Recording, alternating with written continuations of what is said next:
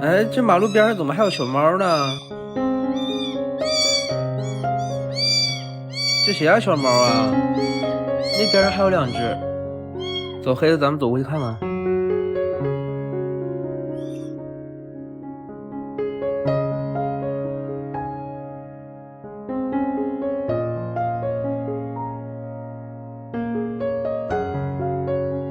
咪咪，你过来，那边太危险了，有时候会来车的。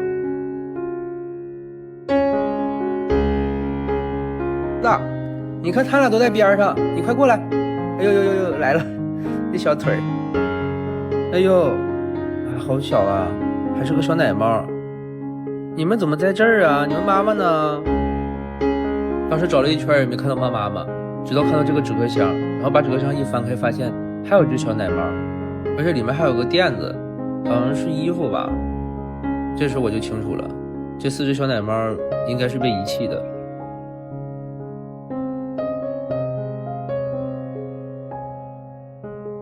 我当时也没多想，就想着先把小猫先带回家吧。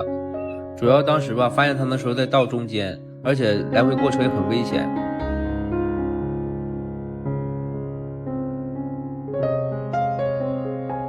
其次最近吧，我这边吧还降温了，这几个小奶猫吧，以我养猫经验看，也就才40多天，应该还没断奶。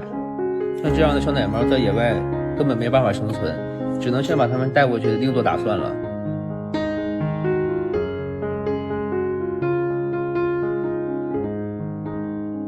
走了，带你们回去。哎，这箱子还是坏的。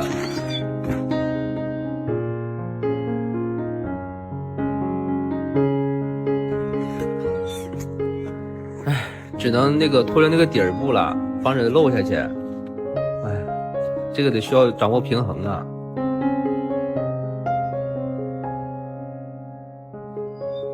快到了，快到了，马上到家了。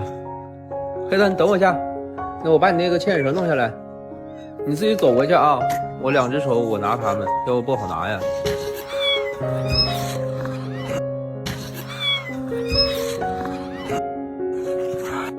到家了，哎，小家伙一阵叫啊，肯定是饿坏了。等一下啊，我先给你们安顿好啊，然后给你们弄点吃的啊。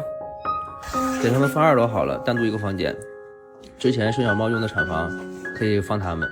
先给你们拿楼上去吧，咱们先上楼上。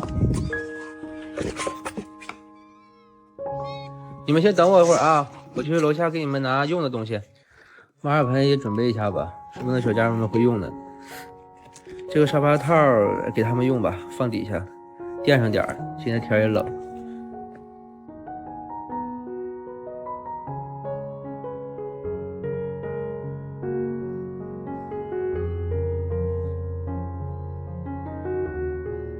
哎呀哎呀哎呀，你先别出来啊，等一下啊。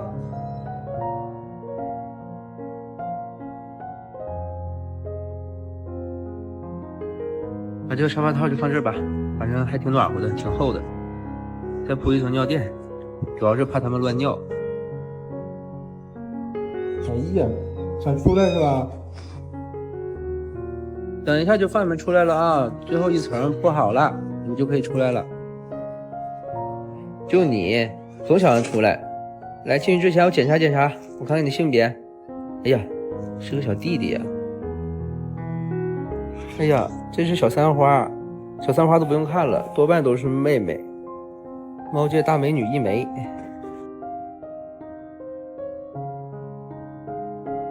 来，我看看你。哎呀，是弟弟，2个弟弟了。我再看看这小家伙。哎呀，好脏啊！哎，是妹妹。这小家伙弄干净了，肯定可好看了。把猫砂也给他们倒上，到时候观察观察，看他们会不会用。给他们住的地方也安顿好了，然后给他们弄点吃的吧。小家伙们我看总叫，他们现在应该粮还吃不了，只能给他们喝羊奶了。再给他们准备个碗，家里面最不缺的就是碗了。就这个碗吧，拿这个。别叫了，奶拿来了。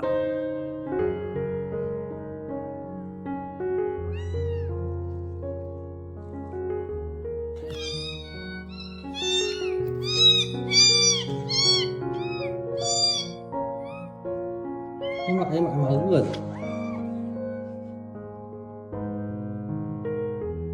哎，别急别急，慢点喝。哎呦，都呛着了。看他们喝的这么急，一想到他们肯定饿了很久了，小家伙们太可怜了，真的好心疼他们。哎呀，但是我看小家伙好像不太会喝奶啊，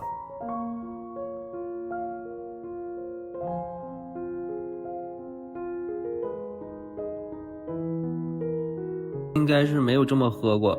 你们看，喝的满嘴都是。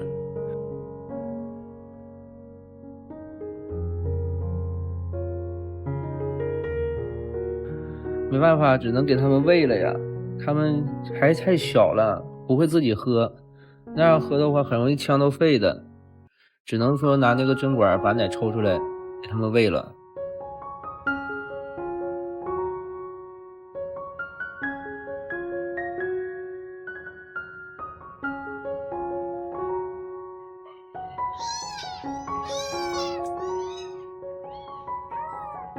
你们看这个小宝宝可会喝了，他自己吸的，我都没推。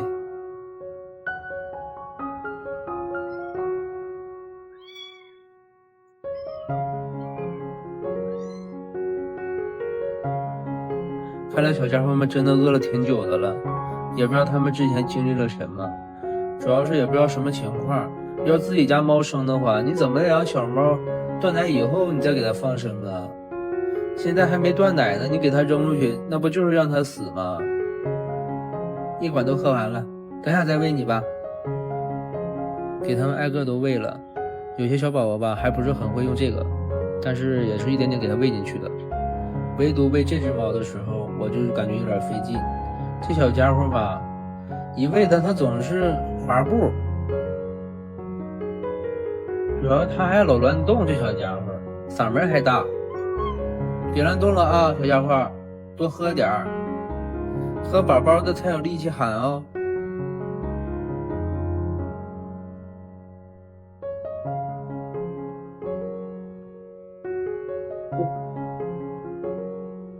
这滑步让你滑的，你也不嫌累挺，你好像要划船，你要划走啊。给你擦干净了，回去吧。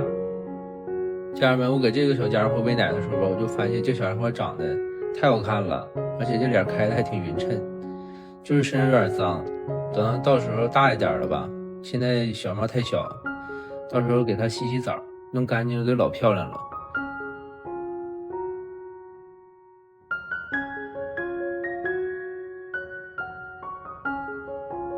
这是吃饱了也不叫了，小家伙们睡觉吧，做个好梦，晚安。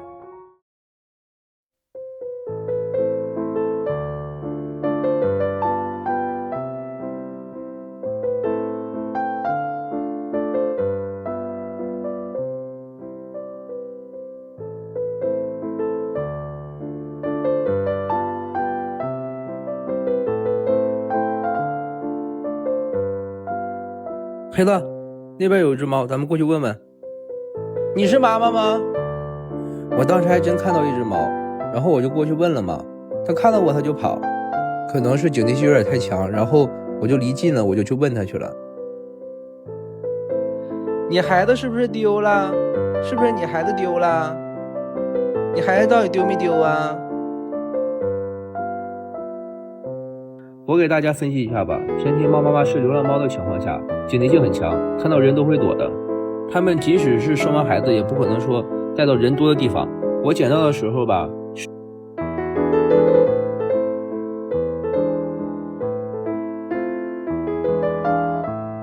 有箱子的，说明这窝小奶猫肯定之前是有人养的。那真相只有一个，因为我在的地方是乡下，有些人养猫都是散养，很有可能是自家猫跑出去了，被外面猫给气坏运了。但是生的小猫它不想养，就被人猫妈妈偷摸给扔出来了。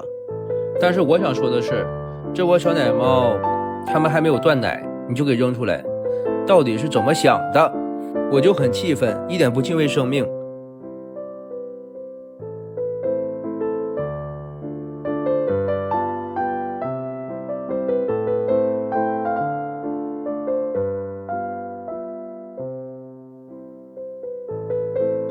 既然我遇到了，那我就不能置之不理。我决定了，把它们养大。虽然喂小奶猫这个过程很辛苦，动不动隔一会儿就要喂奶，但是一切都觉得值得。最起码说，我把它们养大了，让它们健健康康的活下来，我觉得这才是有意义的。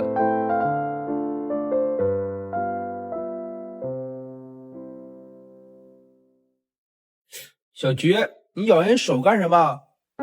就它老能吃了，家人们，这小橘猫总抢奶。我后来想起来了，我之前买过一个喂奶器，这个喂奶器吧，应该能派上用场，然后我就给拿了出来，给它洗了洗。要是把奶放到里面，让小猫自己喝的话，我就能轻松一点了。把羊奶放在里面，然后看看小猫们它们自己会不会喝。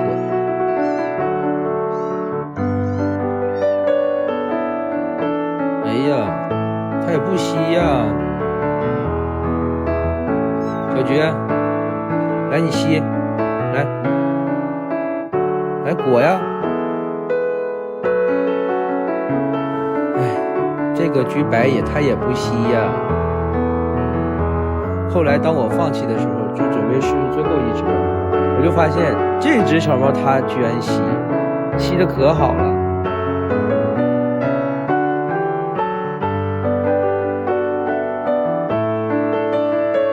而且放到下面，它也能自己去吸。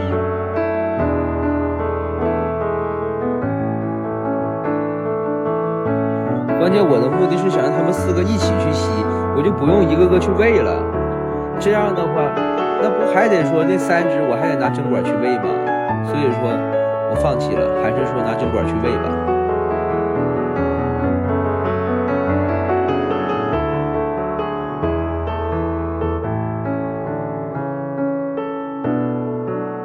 家人们，你们看看这帮小奶猫，它们倒不会说在外面乱拉，它都拉到猫砂盆里面了。但是今天早上，然后我去观察的时候，我发现小家伙在里面拉屎。它拉完屎，它直接就走开了。它走开了吧，它没有埋的意思。这帮小崽子都不会埋。小菊，来啊，我教你，这个粑粑拉完了以后要把它埋上，要不然这个味道散出来会让人窒息的。你得明白。然后当时吧，我就现场教学了一下，告诉他要埋上。我发现我说了都白说，没有一个埋的。我当时把猫砂盆拿出来了，就铲屎那功夫，然后我就发现小菊憋不住了，然后我就看他就是把粑粑拉到那个尿垫上了。哎，臭死了！你怎么拉那儿了？等我会儿不行？后来我才发现，小家伙他居然软便了。我后来就想，原来小家伙不是故意拉到那个尿垫上的，他可能也是肠胃不舒服了，想我看到，所以才通过那个行为，然后让我一下子就知道怎么回事了。这个酸奶机的话，要把那个温水先倒到里面，然后插上电的话，它就能持续就是温度的话也不是说特别高，就很稳。你别叫了啊，小菊，知道你饿了，等一会儿它一会儿热了，稍微热一点了就可以喝了啊，这样你就不会容易拉肚子了。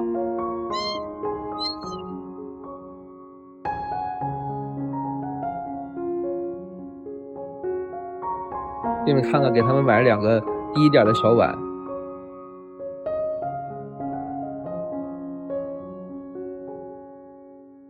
这个就是电热毯了，给它拿出来，等会儿给它铺上。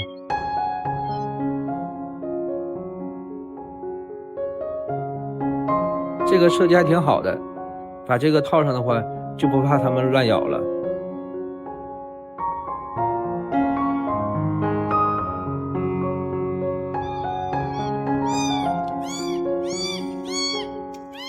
来，当妈的给你们整电褥子啊，这样就不冷了啊。哎呦呦呦，好了，饿了，等会儿给你好吃的啊。自从这几个小奶猫带回来以后，一看到我就叫啊，就妈妈的叫啊。我现在严重怀疑他们把我当妈了。可是底下再套个尿垫，防止小家伙们把那个电热毯再弄脏了。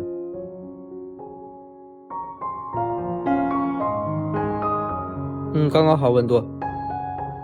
这个温度是恒温的，也不烫，最起码说不会刺激胃。你们上那儿喝啥去了？孩子有点傻。这儿呢？这儿。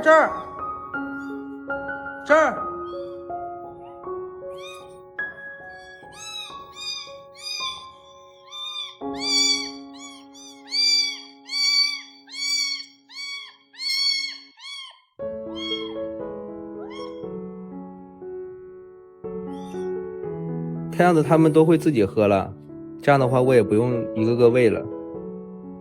你这怎么喝的呀？你把脚插到里面干什么？哎呀，这弄得哪儿都是。唉，别踩了啊！哎，你脚屎你往我身上爬，你弄得我裤上都是。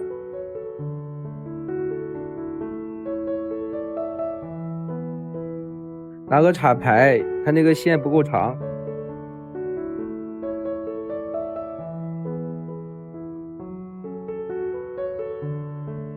小菊，你咋这么可爱呢你？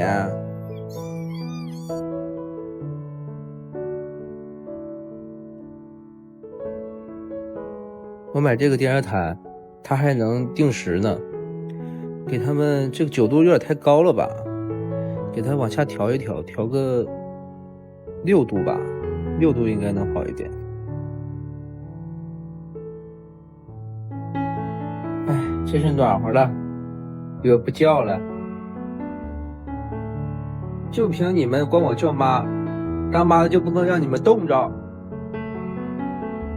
本身我这边也有生了孩子的母猫，有妈妈在他们身边照顾，她的孩子们被她照顾得都很好，所以也不需要我怎么去操心。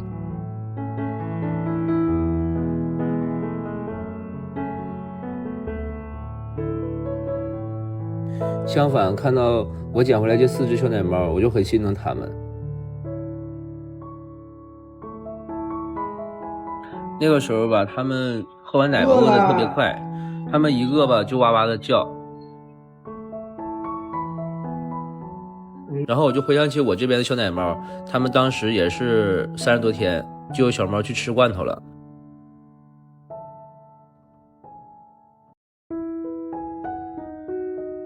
而且还发现去吃猫粮去了。一开始我也怕它们这么早去吃猫粮，怕它们不消化，然后就去观察它们排便的情况。当时看到它们拉的粑粑都还挺好的，然后我也就放心了。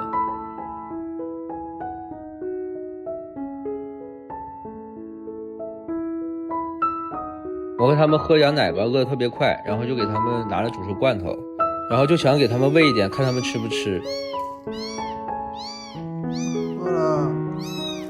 他们也是第一次吃罐头嘛，然后我就给他们少弄了一点。那个时候发现这几个小家伙都还挺爱吃的。小三花你怎么吃的？你看看他都没地儿吃了。哎呀妈，你都吃成小花猫了，我看看你一点吃相没有啊。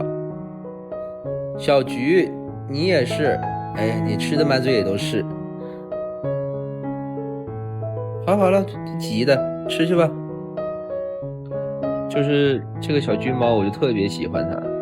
我又发现这小家伙嗓门也挺大的，然后也特别粘人。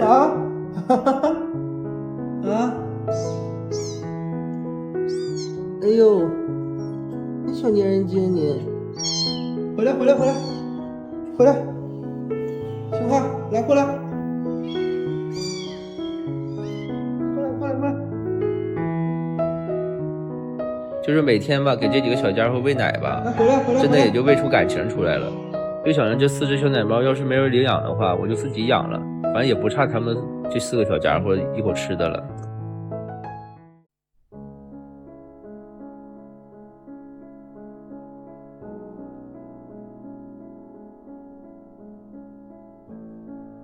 当时吧，我以为它是饿的，然后我就先给它弄点葡萄糖，先让它恢复一下体力。饿了。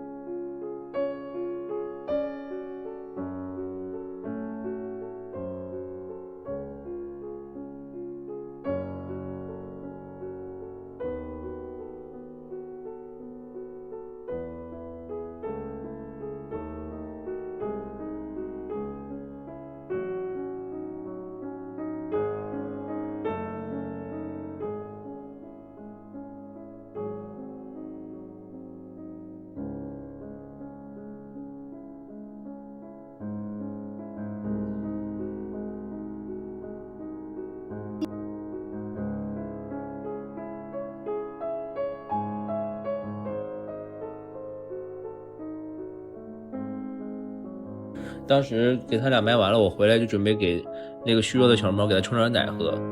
我当时准备看看那只小家伙怎么样了，当时我把它拿了起来，就发现这个小三花也走了。我都把奶给你冲好了，你怎么不等等我呢？安息吧，小家伙。我现在就很自责，当初捡了4只小奶猫，现在就剩它一个了，都怪我没有照顾好它们。我现在看到这小橘白就充满了愧疚，没有把它的同伴给救回来，让它成为了一只孤苦伶仃的小猫了。所以我不能再让这只小橘白再出任何问题了。当时天已经黑了，然后我就把那个小三花给它埋了。我回来发现小家伙还在那里面躲着呢，然后就把它叫了过来。我也做一个决定吧，我决定把这只小猫留下来了，我把它养大，以后我来照顾它，也成为大圣家族的一员。到时候让它认大圣当干爹好了，给大圣找了一个小儿子。咱们家粉丝给这个小家伙取个名字吧，一直管它叫小橘白小橘白的。有了名字就不一样了，以后小家伙它就是有主人的小猫了，再也不会被遗弃了。对了，他是弟弟啊。